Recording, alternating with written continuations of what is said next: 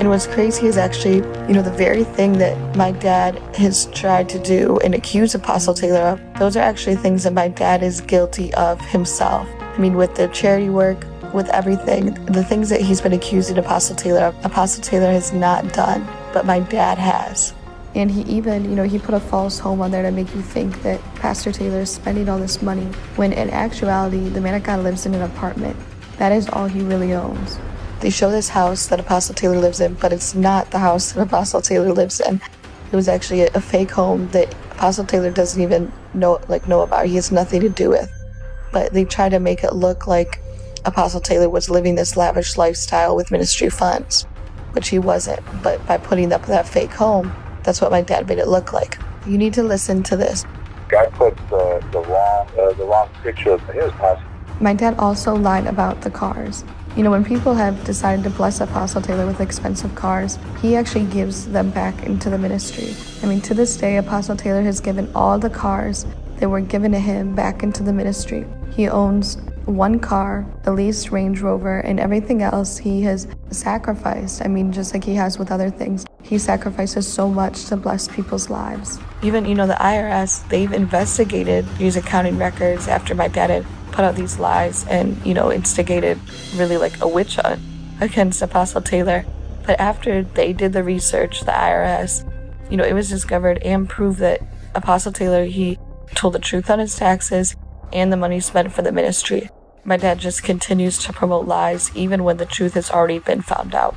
My dad continually lies to make Apostle Taylor seem like he's misspending money. My dad, I myself have seen the ministry financial records because my dad has record of this. But Apostle Taylor's only receiving a yearly salary of $35,000 a year. That's extremely low compared to the money that Apostle Taylor deserves. But, Apostle Taylor, he's so integral with money. He does this intentionally so that more resources, the finances that come in, can be poured back into the ministry. Even all the royalties from his books, like his best-selling books, those actually go back into the ministry. Those don't go to Apostle Taylor. And the thing is, my dad knows this. So when my dad spliced the video, he tried to make it seem like huge amounts of money were not being used properly. Even he tried to make it seem like a lot of money was being spent on things like clothes at places like Versace, Louis Vuitton. But this is just another one of the things that my dad has exaggerated about and lied about.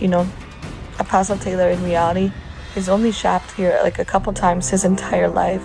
But my dad deliberately lied about how much his belts cost. I know they look beautiful and they're really nice, but in reality, the belts, Apostle Taylor's spending $35 or a little over $100 for the belts.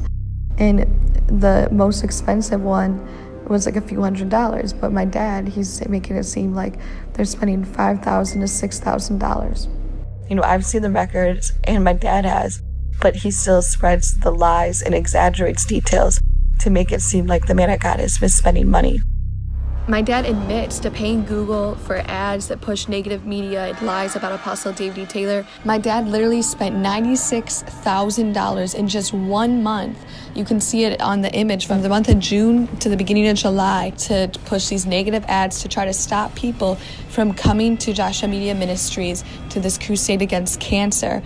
And who's going to try to stop people from coming to an event that is fighting and helping people with cancer? He's clearly not even thinking anymore to spend that much money just in 1 month promoting such negative and false advertising. That's insane. He also has admitted to putting up websites with his own money to promote these false accusations and lies about the man of God as well.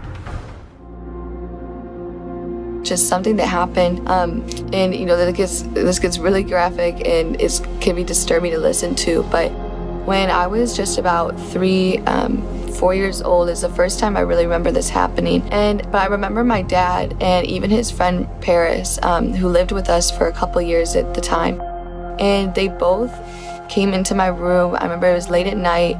I remember everything about this room now just because of this memory of what happened. And I remember that first they came in and gave me Benadryl. They gave me medicine. And so it made me really sleepy. I just remember they gave me medicine, and then I just felt weird after that. But then a little bit later they came in and they both laid in the bed with me. And that this happened when I was just 3-4 years old. And so to this was not like a one-time thing. Like, this continually happened. And my dad, I mean, he would always, even, I remember we moved houses and I got a new room. I even was in a room with my sister. And so I didn't think that my dad would still continue to come and lay in the bed and inappropriately touch me and all that, but it didn't stop.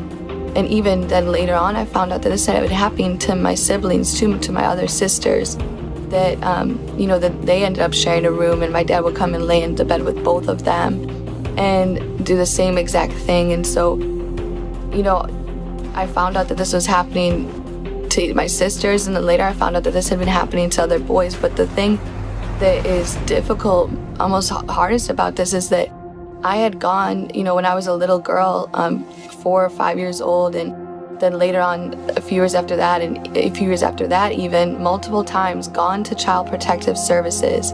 But I thought, I trusted him because he was my dad, he was coming from this place of love, but he didn't love, that's not normal the way to be loved like that. And so then I see that I've gone to Child Protective Services, but nothing was done. And this was all swept under the rug from, my testimony, from my sister's testimonies. And now later on I find out, it makes sense because my dad admits to paying them off.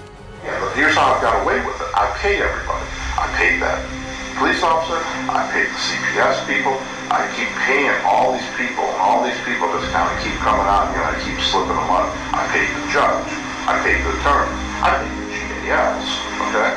But just the fact that, someone who is in place in the government to help you could be so corrupt as to just sweep this under the rug to where it continued to happen, not just to me, but then I found it happened to my sisters.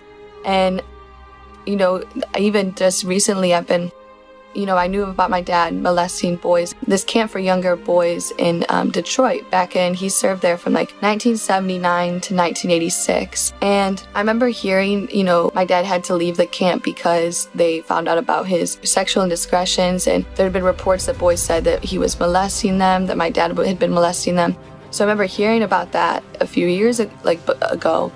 But then recently I've been actually able to connect with some of the victims, with some of the men, to hear testimonies from other men. And these are grown men, like we're talking, they're now 40, 50 years old.